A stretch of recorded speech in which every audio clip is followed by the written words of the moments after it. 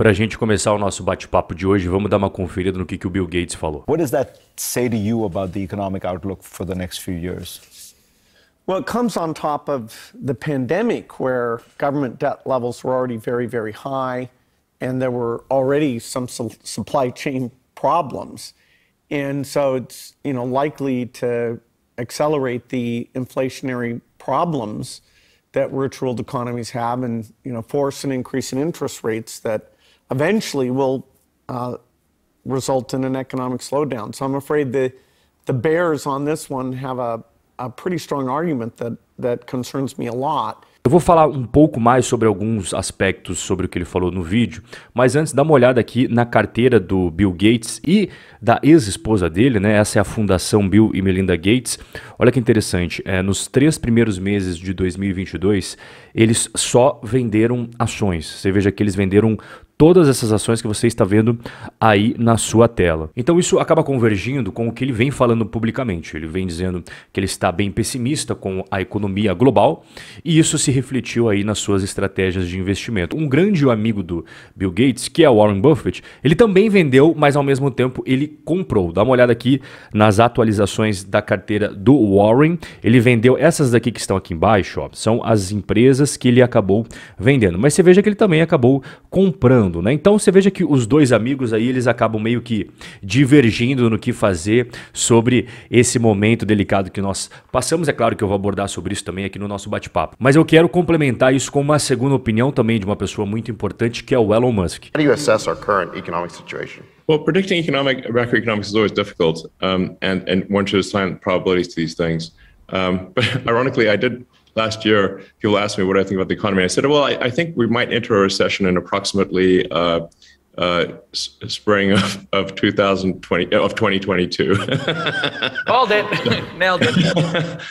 Yeah. Elon Musk e Bill Gates têm opiniões similares referente a essa recessão global que nós estamos vivenciando. O seu início em alguns países está um pouco mais avançado, outros ainda está em estágio inicial. E ele até mencionou que em 2021, ele já falava, na primavera de 2022 teremos uma crise. E a primavera que ele se refere é a primavera norte-americana, que a gente já passou. Inclusive a gente está entrando agora no verão e foi exatamente nessa virada aí de temporadas, de estações do ano que a crise começou a se aprofundar. Então até o pessoal brincou que o Elon Musk acertou na mosca essa daí. E essas opiniões, elas são fundamentadas em fatos que vêm ocorrendo. Por exemplo, 58% dos americanos estão vivendo paycheck to paycheck. O que significa isso?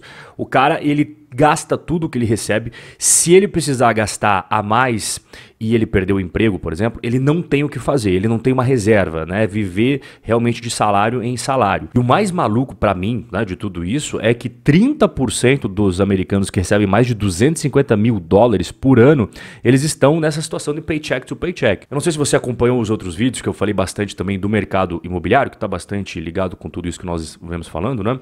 E olha só, uma empresa de mortgage, que é hipotecas, ela acabou de pedir o capítulo 11 aí da lei americana, que é pedir falência, né? Então você começa a se pensar, caramba, uma empresa de hipotecas, de empréstimo imobiliário pedindo falência, o que significa isso? Se você assistiu os outros vídeos aqui, você tá ligado o que significa. E eu dei mais uma cavocadinha aqui para trazer para você.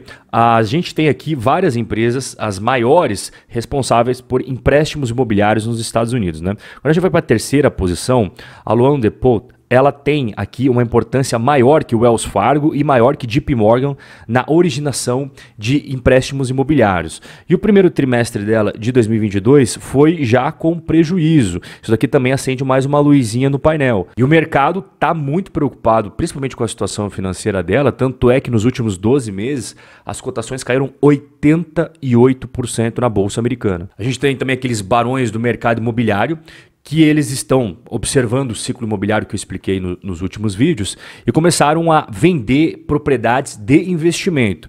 Esse daí que você está vendo na tela é um grande magnata do mercado imobiliário americano e ele colocou aí 3.000 casas à venda por causa que ele está percebendo que o mercado imobiliário americano está realmente entrando num terreno bem perigoso. Você não coloca hoje uma casa à venda se você acredita que os preços vão subir nos próximos 3, 6, 12 meses, 24 meses, né?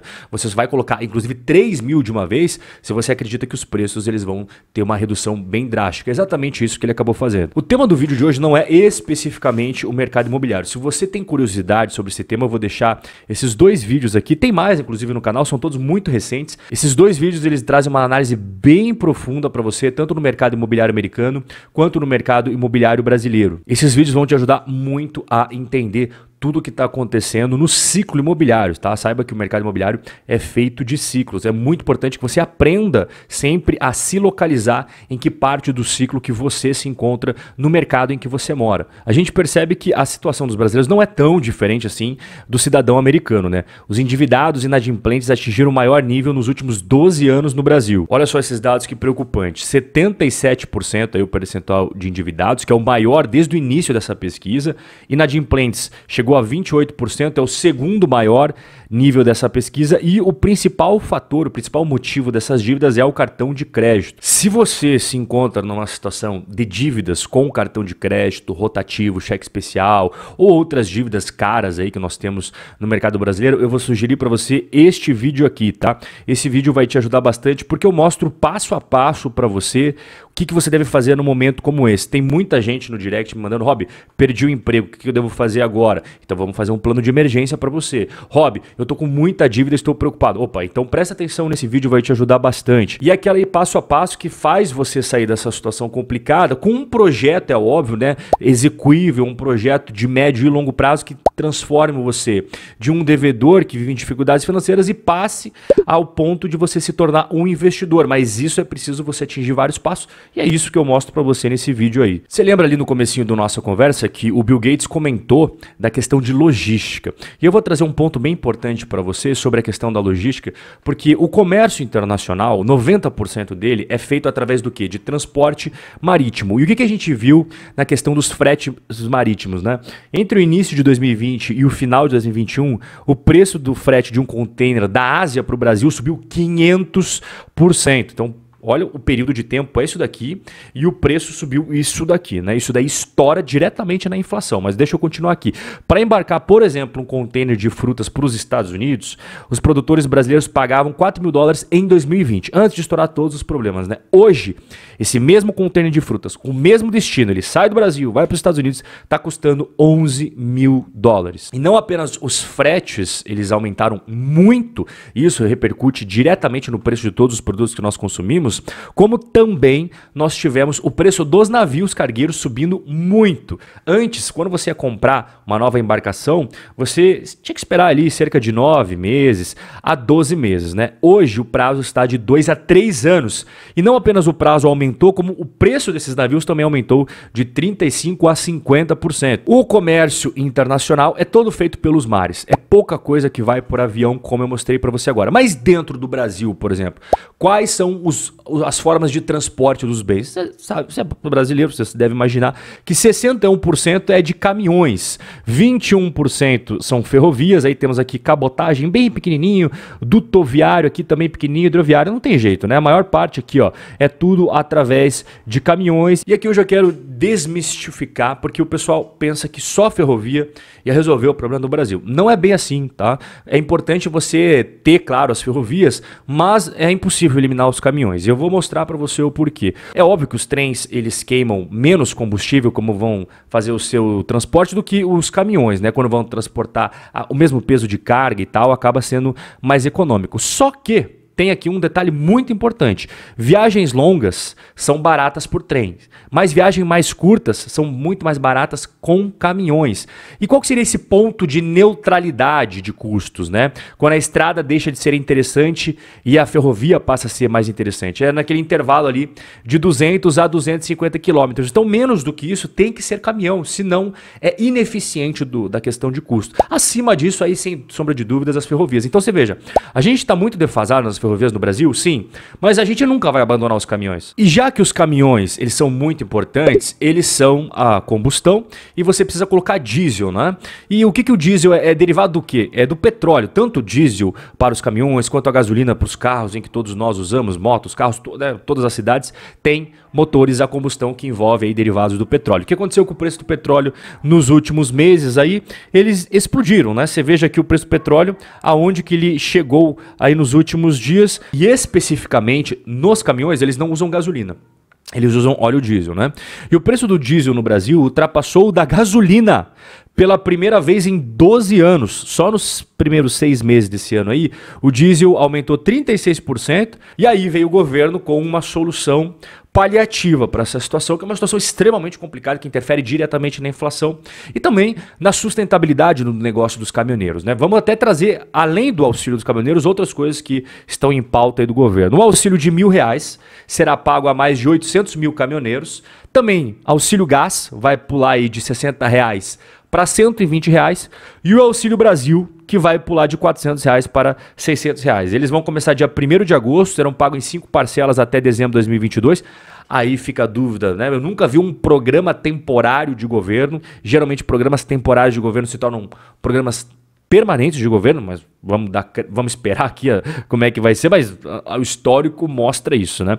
E o impacto financeiro será de 38 bilhões de reais, e esses recursos, inclusive, eles ficam excluídos do teto de gastos. Como eu falei agora há pouco, essas medidas são medidas para tentar amenizar o aumento no custo de vida dos brasileiros. A gente viu ali o auxílio o Auxílio Brasil, a gente viu o auxílio caminhoneiros, tudo isso é por conta da inflação. Quando a gente olha a inflação dos países ao redor do mundo, as maiores hoje é Turquia, Argentina e Rússia.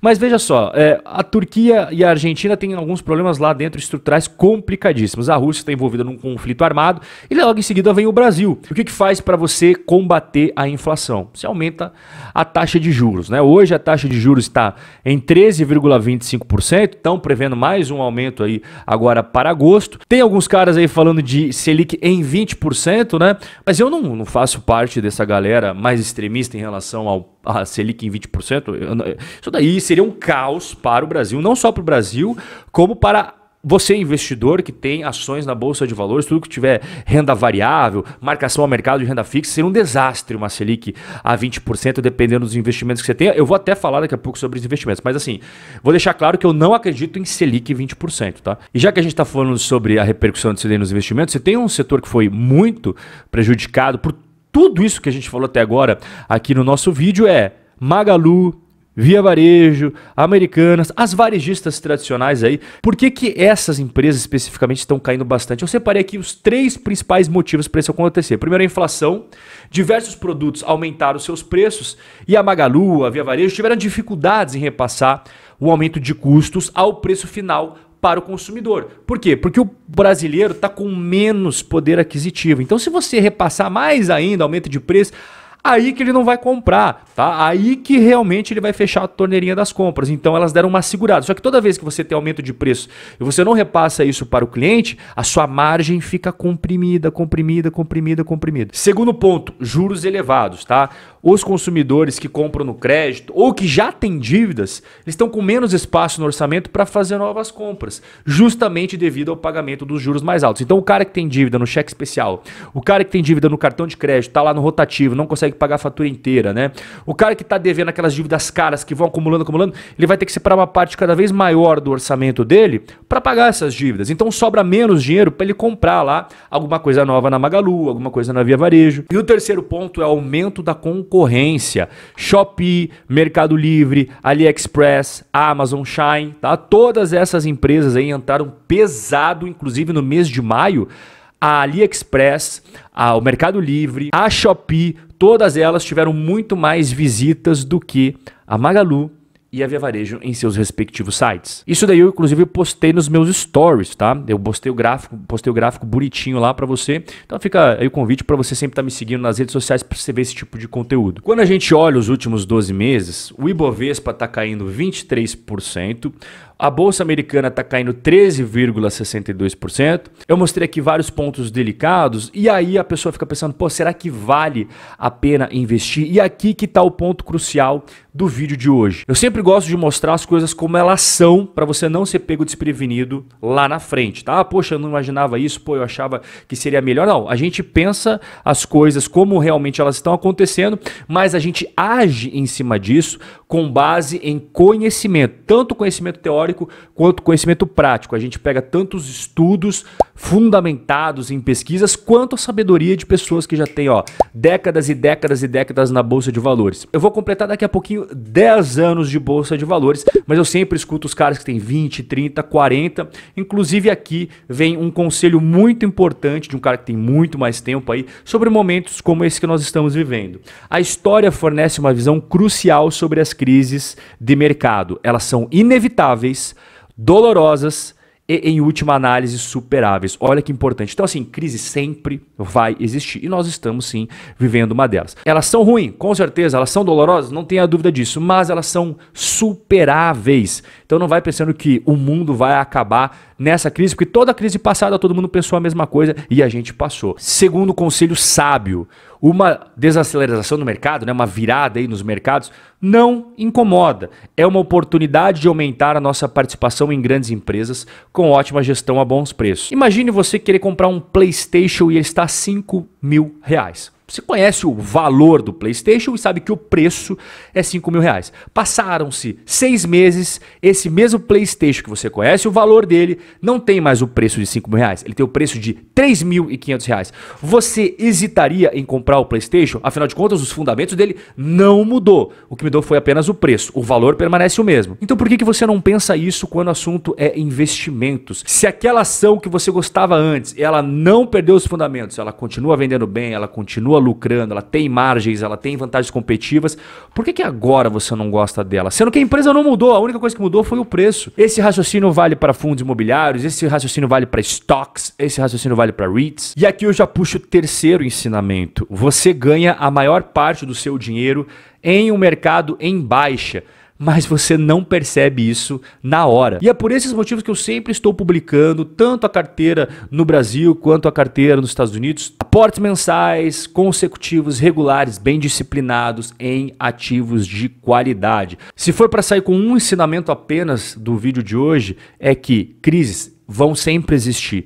Nós estamos vivendo uma delas com toda certeza, mas ela vai passar. O que você não pode fazer é parar com o seu plano de investimentos, e os aportes mensais, regulares e consecutivos é a estratégia que mais funciona porque faz você ser disciplinado nos investimentos nos momentos em que ninguém quer investir. Como eu venho falando bastante no YouTube, no Instagram, nós estamos no meio de uma tempestade, o mar está muito revolto, vários barcos vão virar assim, porque tem muitas pessoas que não estão preparadas e o que faz elas estarem preparadas é o conhecimento que eu estou te proporcionando aqui agora, mas tudo isso vai passar, e quando passar você vai colher as recompensas de ter plantado as sementinhas hoje. E lá na frente, um monte de gente vai se arrepender por não ter feito a mesma coisa que você está fazendo agora. O nosso bate-papo chegou ao final. Um forte abraço e eu vejo você no nosso próximo encontro.